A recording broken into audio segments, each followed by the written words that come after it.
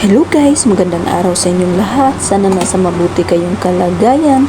For today's video guys, magluluto pala ako dito ng crispy chicken na simple lang ang pagkagagawa.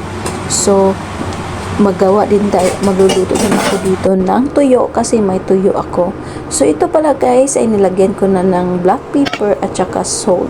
So, ilagay lang natin ito sa malinis na lalagyan para lalagyan pa natin ng ibang mga sangkap. So, nilagyan ko yan ng 1 itlog, 4 na kutsara na cornstarch, at halu-haluin lang natin guys para manuot yung itlog at cornstarch sa manok. So, yan guys ang aking recipe for today. So, simple lang ang pagtitimpla ng aking crispy chicken ngayon guys. Wala nang madaming mga sangkap. So, yan guys, mayroon pala ako dito na crispy fry na original.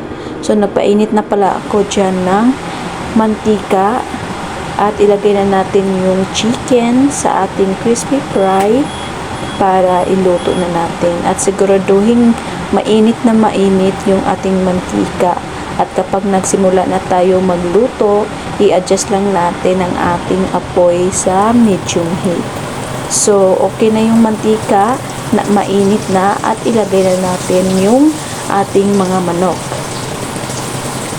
So, yan guys, 5 piraso lang pala yan guys kasi ako lang naman ang kakain dyan kasi wala dito yung mga amo ko nasa bakasyon. So, nakapagluto ako ng masarap na pagkain kasi wala sila dito. At may tuyo pala ako dito guys at isasama ko na din ito sa pagluto sa aking crispy chicken. So, kunin lang muna natin yung mga manok na natira dyan, linisin natin at lutuin natin in a higher fire para magiging crispy talaga siya.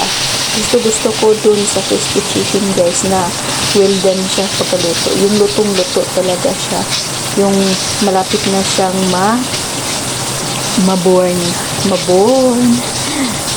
ano ba guys, mapagod ba or masunog. Yan guys ang aking crispy chicken. So mayroon akong 6 na piraso ata to na tuyo guys. So niluto ko na din para may partner yung ating crispy chicken for today's video. At hindi mawawala ang gulay dyan guys. Nakapagluto na din ako dito ng gulay at hindi ko na ipakita kasi nasa kabilang siya, kalan. So, yan guys ang aking recipe for today, crispy chicken with tuyo. So, wala muna akong diet for today's video guys. At sana na-enjoy kayo sa panonood ng aking video. And thank you for watching. Maraming salamat sa panonood. And God bless you all. Bye!